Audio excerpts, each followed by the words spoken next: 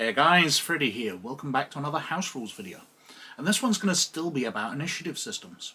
Because although I covered that in my last video, in the weeks since that video came out, two things have happened. Firstly, in the roughly 2 weeks between me recording the video and it going live, I must have gained insight and wisdom of the ages, and I realised that I'd missed a ton of stuff out in that video. Because although I said in the video that initiative systems are one of the most variable rule systems in role-playing games, while skill tests and things all tend to kind of align in a similar fashion, initiative systems are completely different in so many different role-playing games.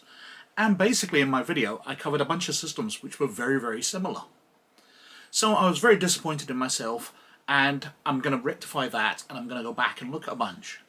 But the second thing which happened was people noted that the system I'd come up with for this game that we are designing together, that the initiative system was incredibly flawed. That due to the fact that you can get multiple successes per dice, and you could be rolling, let's say you're rolling 6 dice, half of them came up 6s. An unlikely chance, but not impossible, will happen fairly often. Well, that person will be getting 6 actions. It's also possible for someone to roll 3 1s and no successes. Unlikely, but within the standard chance of probability. And that person would get a -1 action, so go behind everybody else. So while they would still get an action, somebody else is getting 6 actions. There's just too much variability in there. Especially when you're reaching extremes with somebody with 9 or 10 skill. If they've got a attribute of 5, a skill of 5, so they're rolling around about 10 dice. And there's no cap on the system yet, so they could be rolling even more. And the amount of successes they would get would be it could be up to dozens of actions in a single round. And that's just silly. So we need to re-look at that. Now I'm not sure I'm going to do that in this video, but I would like to look at some other rule systems. So let's go over to the tabletop and have a look at some other rule systems which I forgot to mention last time. So first I'd like to have a look at Bushido, which is going back quite a bit because this game came out in 1981, so possibly the oldest game I'm going to cover here. Now for the example I'm going to use a character out of this Valley of the Mists adventure, and I'll use Ashitari Kobe, a 4th level Bushi. Now initiative actually depends on 3 things. First of all, there's the BAP, which is the sequence that you'll go in. Now, you don't roll and add anything to this, so this character has a BAP of 12, so he goes in 12. He goes before anybody who gets 11 or lower. He goes after anybody who's got 13 or higher. You just go from high to low based on that. No dice rolls needed. However, the number of actions he gets is based on 2 things. There's this MNA, which is his maximum number of actions, and there's his Zan, which is how fast his mind works, whereas MNA represents how fast his body works. And in this case, both are 2, so he gets 2 actions. But if his body could go faster, if he had an MNA of 3, he'd be able to take 3 actions, but because he can't concentrate on everything, the 3rd action would be at half skill, because he just can't keep up with it all. So there's actually 2 things which represent how fast you can act and think during combat. Next I would like to look at Slay Industries, the fantastic 1993 Scottish role-playing game of a cyberpunk type future on an alien world. Absolutely great stuff. One of my favourite games out there. Now, initiative in Slay Industries is based on your dexterity, and again you don't roll it. But the actions are based on, if we go to page 117 of the rulebook, we can see based on your dexterity, you get a number of actions and which phases you act in. So, if you've got a character with, let's say, a 14 dexterity, then they got 5 actions and they go in phases 1, 2, 3, 4, and 5. If you've got somebody with a dexterity of only 8, then they get 3 actions and they go in 1, 3, and 5. So somebody with a higher dexterity tends to go first, but they also go more often. And depending on the type of action, it takes a number of actions to perform. So if you are reloading, for example, it takes 2 actions, but just standing up, kneeling takes a single action. So we can aim, we can shoot, and these will all affect our combat and do those across multiple actions. Next up, I would like to present Deadlands. Now this is Deadlands Hell on Earth, but the rules are basically the same for the original Deadlands and for the Savage Worlds rule system, which is so popular these days. Now this is one of the more interesting initiative systems, which I really wanted to feature but forgot last time. So let's have a look. Now first of all, when looking for the character's quickness, so using the Law Dog template here, we can see this character's got a quickness of 4d10. Now remembering the dice system for Deadlands is anything above 5 is a success, anything above a 10 is a raise, so a success plus. And if you roll maximum, you re-roll and add. But for this initiative, we won't need to roll, because if you rolled a 10, you rolled higher than 10 anyway. That only really counts if you're rolling smaller dice, such as d4s, d6s, and you still get a chance of successes, you still get a chance of raises. So, 4d10. We roll, we get a 1 and a 6, so we have 1 success. We roll again, and we get a 4 and a 5, so we have 2 successes. And, with 2 successes, we deal 2 cards. So they have a 7, and they have a 10. So this character, working our way down from King to Ace, we get, they go in 10 and they go in 7. And that's when their 2 actions are. It's an interesting rule system. Makes it like the Wild West, where you're dealing cards as well as a dice roll. It's a little more complex, but it's kind of fun. Next up, I would like to present The Price of Freedom. Now, I don't even need to open the rather gorgeous box for Greg Kostian's role-playing in occupied America game, because Price of Freedom doesn't really have an initiative system. Everything happens all at once. So if Billy and Joey are going to go, then the games master asks them to declare their actions, and Billy says, I'm going to shoot Joey, and Joey says, I'm going to shoot Billy. And then they roll, and let's say they both hit and kill their opponent, then they both die. It's not that somebody goes first and can stop the other person from going by taking them out first. Everything happens. So it can be that your character is dead and you've still to declare your action because you've been hit and killed already. It's an entertaining system. It's kind of amusing. As for multiple actions, they're not based on the characters. They're based on the weapons. So if you're firing a rifle which has a 3-shot burst, then you'll get to shoot 3 times. If you're shooting a pistol which only gets to go once, you only get to go once. And it's as simple as that. It's dependent on the weapon you're using. Next up, Blood. Now, I've talked about this a couple of times on the channel. It's one of my favourite games. Me and my friends had an absolute scream playing this. It's the role-playing game of modern horror by Norley Tucker with Stephen Osborne. Absolutely fantastic game. About half the book's made up of critical hit tables. But this is more about sort of modern movie horror. This is more Hellraiser, this is more The Evil Dead, than it is anything Lovecraftian and psychological. This is all about cutting people up with a chainsaw, monsters ripping your face apart, etc., etc. The critical hit tables here are things like you chop somebody's foot off, or chop somebody's toe off and it wriggles on the floor lonely. Absolutely great critical hit, a load of fun in this game. Now, initiative in it is mainly down to the weapons. So if we flip to this sample character, we can see that the dagger here has an APP of 2. So it adjusts your initiative by 2. But the character also has an agility, and they've got an initiative adjustment of -2. So they cancel each other, the 2 and the -2. And then you roll a d10, so this character goes in 6. Now obviously the higher you roll, the faster you go. But the number of actions you get is also down to the weapon. So you can see the dagger here goes in phases 3 and 5. So a faster weapon will go in more, and people will get to go first. And we go through all the actions in 1, 2, 3, 4, and then 5. And everybody gets to act in the phases they get to go in. So somebody wielding a big heavy shotgun, for example, will only get 1 action from it, and they will get to go in their phase in that sweep. But somebody with a light weapon, like this dagger, will get to stab several times during the combat round. And that's the way it works. So You've got your initiative, which is adjusted by your agility. It's mainly a dice roll, but also adjusted by your weapon. And then depending on the weapon you get is the number of actions you get.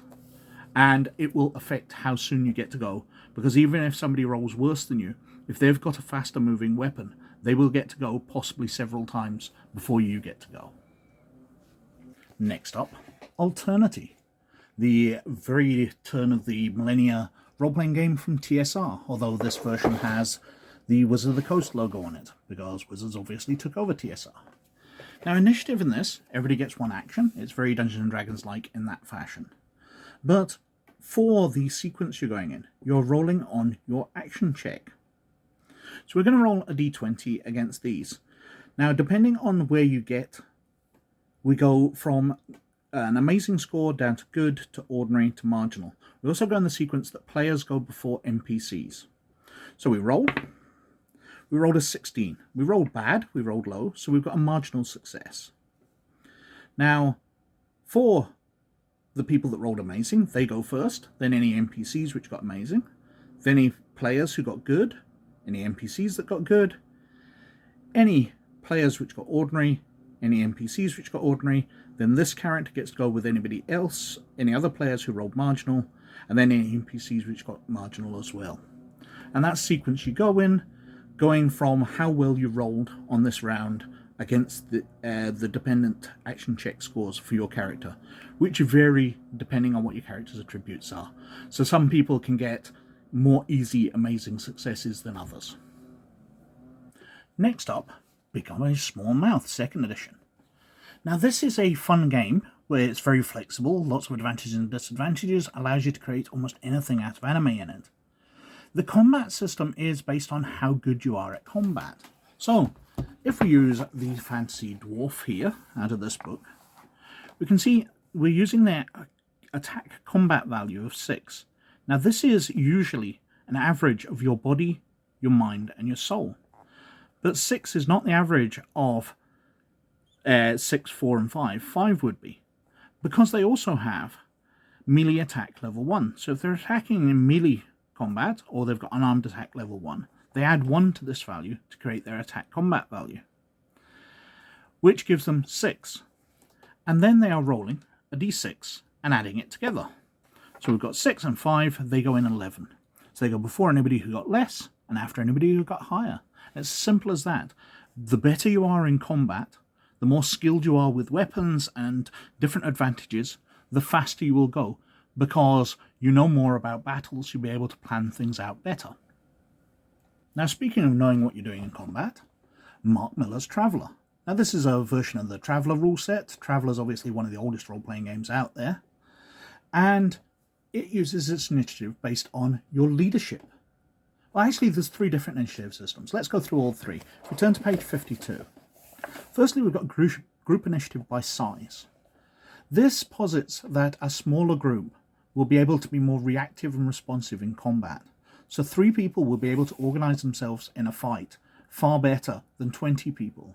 They'll be far more responsive to what's going on, while the larger group will be wondering if somebody else is going to do something. They're a bit disorganized. So the group which is smaller goes first. That's simple. We've got group initiative by roll.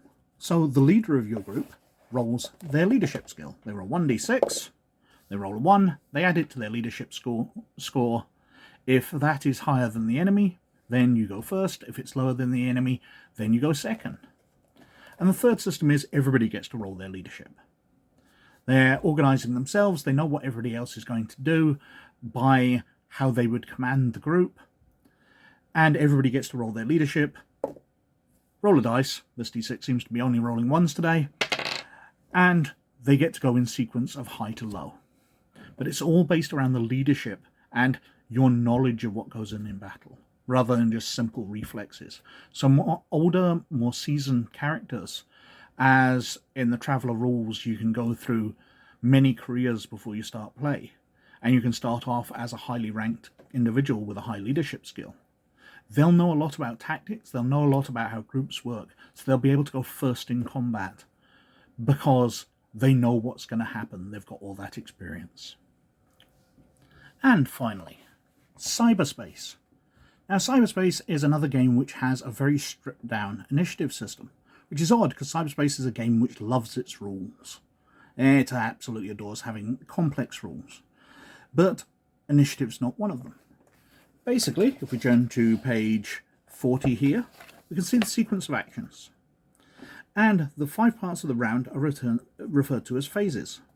All non-melee attacks and parrying, dodging against such attacks, and loading, reloading goes first.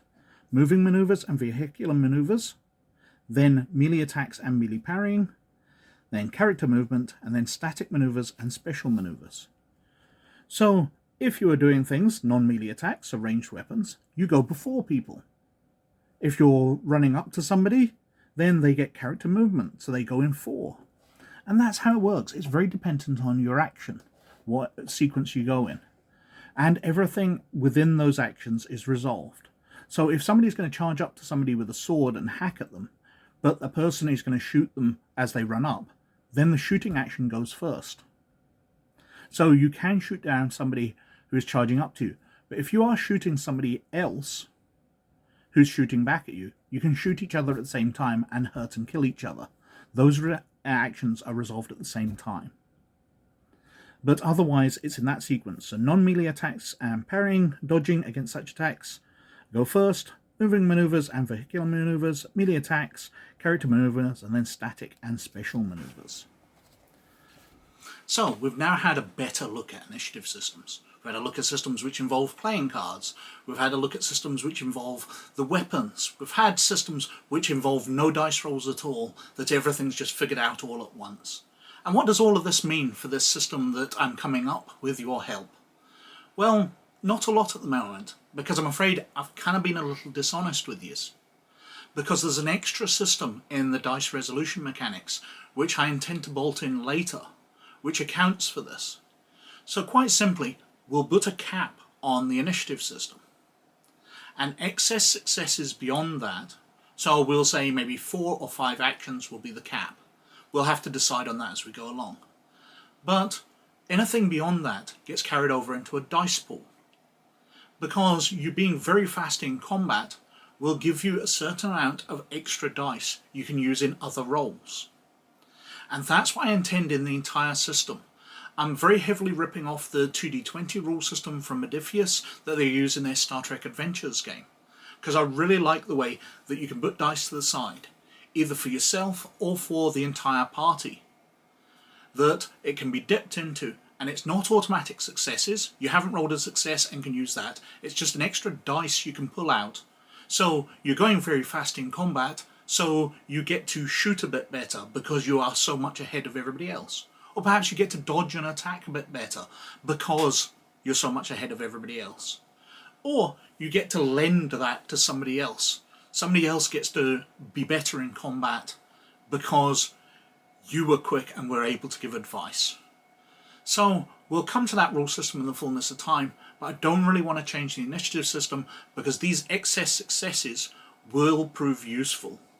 So by putting a cap on the amount of successes you can get, I think that tidies up the problem with somebody getting absolutely dozens of successes and actions and somebody getting just one very late on. Anyway, thank you for watching. I've whittled on for way too long as usual. But most of all, as always, you look after yourselves, and I'll catch you next time. Okay? Bye now.